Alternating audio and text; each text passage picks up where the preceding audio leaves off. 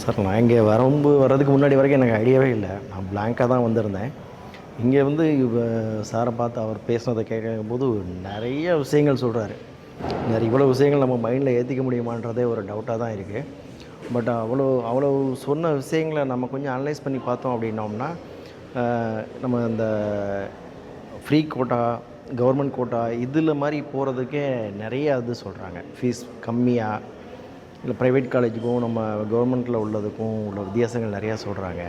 So அதுக்குரிய ஐடியாஸ்லாம் நிறையா இருக்குது. அவர்கிட்ட திருப்பி இன்னும் பார்த்து பேசினோன்னா நிறைய ஐடியாஸ் கிடைக்கும் சார்.